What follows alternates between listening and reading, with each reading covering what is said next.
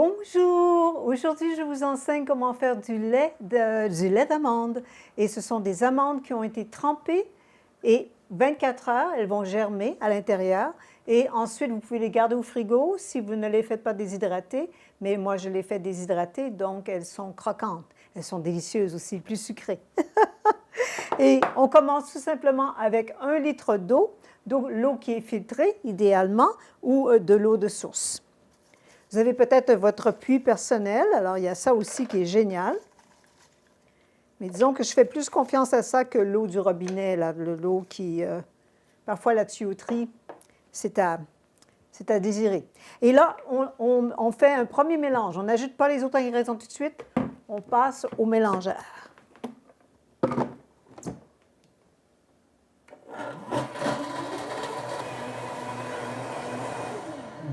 Et voilà. Ensuite, on utilise un sac à lait.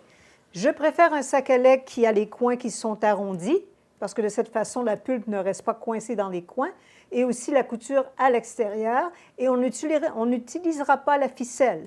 Vous allez voir, c'est tellement plus simple. Alors, on verse. Et là,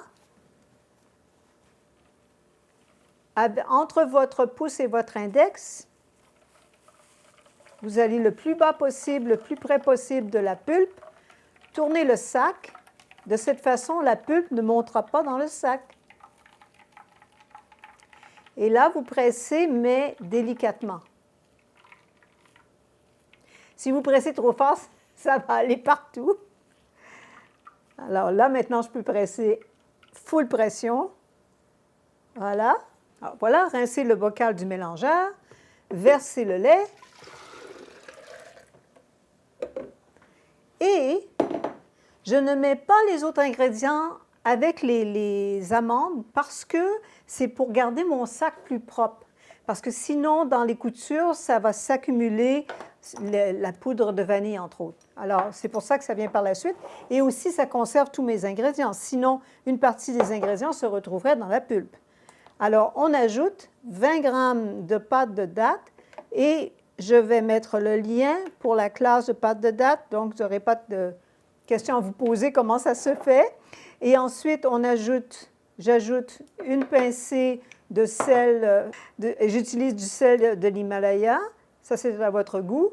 Ça c'est vraiment un très petit montant, c'est la moitié d'une pincée. La poudre de vanille. J'utilise la poudre, pas celle qui a de l'alcool, parce que ça c'est vraiment un goût qui n'est pas bon. Et ici, j'ajoute 1/4 de cuillère à thé, et c'est la mousse de mer qui vient de Nourish et qui a 92 des 102 minéraux dont nous avons besoin. J'ajoute cette mousse de mer dans toutes mes recettes. C'est une façon d'avoir nos minéraux, mais d'une nourriture complète. Et on mélange à peine.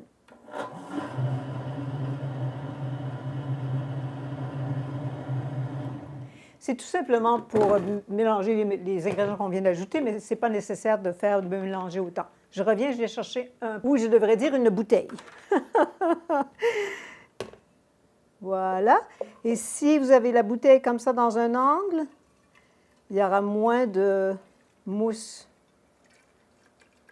En mettant la bouteille dans un angle comme ça. Voilà.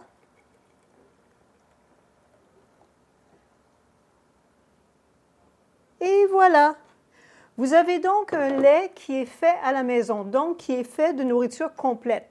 Tout est complet. Ce sont des dattes, ce sont des amandes, même ici le supplément de mousse de mer qui est de la nourriture qui est complète, c'est de la mousse de mer. Alors, ce sont tous des aliments qui sont complets, contrairement au lait qu'on retrouve en épicerie, parce qu'ils ajoutent des choses, évidemment, pour que ça se conserve plus longtemps. C'est pasteurisé aussi, alors que le lait ici n'est pas pasteurisé. Alors, vous gardez tous les nutriments intacts. Alors, c'est ce qui est génial. Et si il vous manque du lait le soir, comme ça, vous n'allez pas aller à la course pour aller chercher à l'épicerie, parce que vous pouvez le faire en un rien de temps à la maison. Bon appétit!